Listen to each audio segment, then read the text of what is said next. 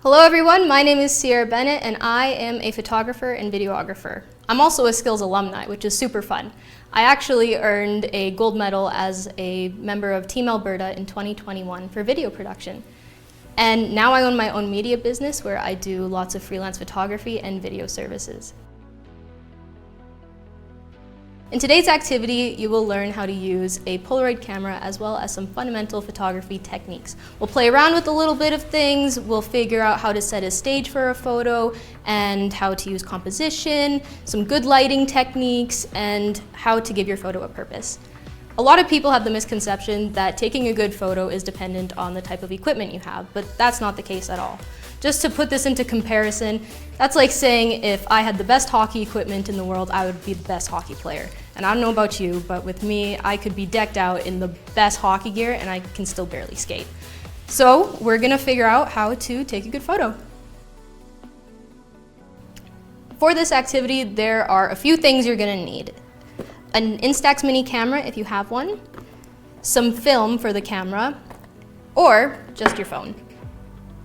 And once we have all those materials, then we can get started. For those using the Polaroid camera, we'll get the film in and I'll show you how to do that. And for those using their phone to take some photos, just hang tight, we'll get to you right away. So before we get too far into things, we do need a power source for our camera. So in the box with your camera, there are a couple of batteries, and to put them in, all you have to do is take off this little tab on the side and put the batteries in the way the diagrams show.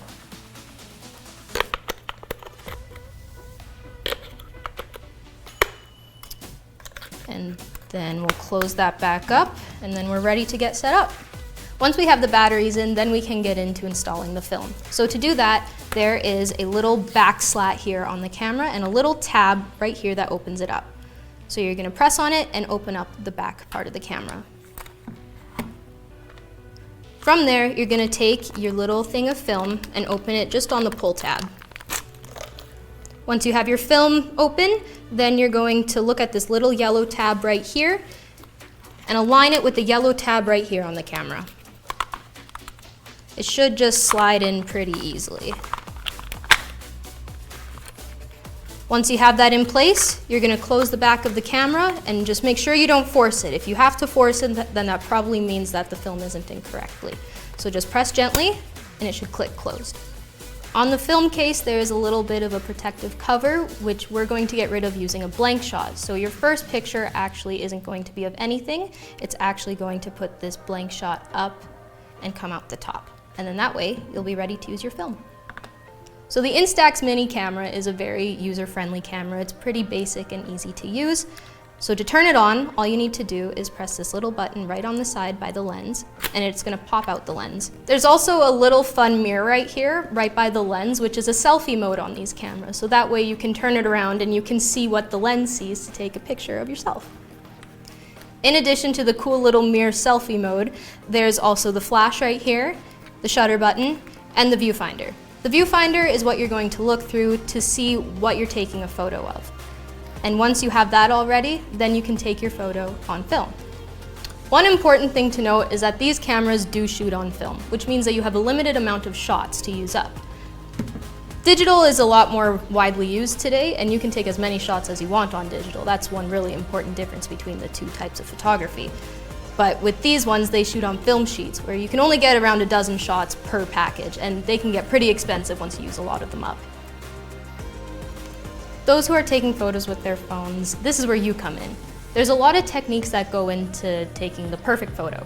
And I say it like that just because photography is a very subjective art form. So what's a good photo to someone might not be a good photo to another person. It's all dependent on your personal preference. However, there are some skills that take all photos to the next level. The first fundamental skill is good composition. So what is composition? It's basically just a fancy word for where your subject is in the frame in relation to its surroundings. So there are 3 basic types of composition that I will teach you guys, and they're all based around something called the rule of thirds. So what the rule of thirds is it's basically that little grid that pops up on your screen when you're about to crop a photo. It's those lines, 2 of them that go this way and 2 of them that go this way, and there's 9 boxes. So using the rule of thirds, we can do 3 basic types of composition. And that's left composition, center composition, and right composition. So left composition is where your subject is on the left-hand side of your frame.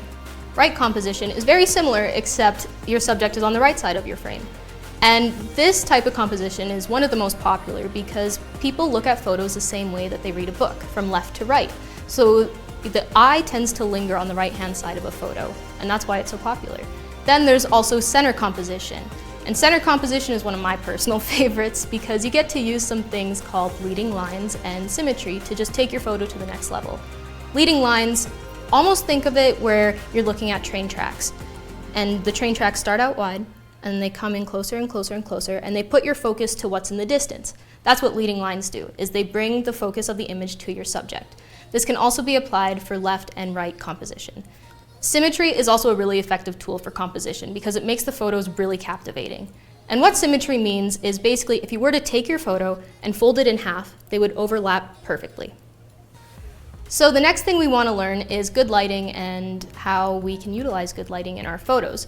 So on a camera like mine, there are 3 settings that determine the exposure of your photo, and that's aperture, shutter speed, and ISO.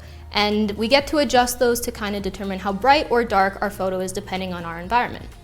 For us today, these cameras are both in automatic mode, so the camera will actually adjust those settings for you, which is nice to start out. But if you want to learn more about photography, learning those 3 modes is definitely a good place to start. So for our Instax cameras, these cameras tend to perform best in darker lit areas or outside at night or in a dark room just because they have the flash and then it creates more contrast between the subject and the background. If you're shooting with a phone, however, it's best to shoot in brighter areas because the image quality tends to look a little bit better in the daylight or in a brightly lit room. The last point, and arguably the most important aspect of photography, is to always take a photo with purpose. You don't just want to take a photo of nothing, because then it doesn't really give people a reason to look at it. So always have a purpose behind your image, whether that be telling a story, capturing a moment, or just making something look super cool. So now we're ready to take our photo. We have our subject, we have our purpose, we have everything aligned in the viewfinder. And once you have that all done, all you need to do is press the shutter button here, and then your picture's gonna come out the top. And don't panic if it comes out blank. Because it's shot on film, you need to wait a few seconds for it to develop. And if you're taking a picture on the phone, all you need to do is press the shutter button and it saves to your camera roll. And there you have it. You're on your way on becoming a photographer. Thank you so much for tuning in on learning a little bit more about photography.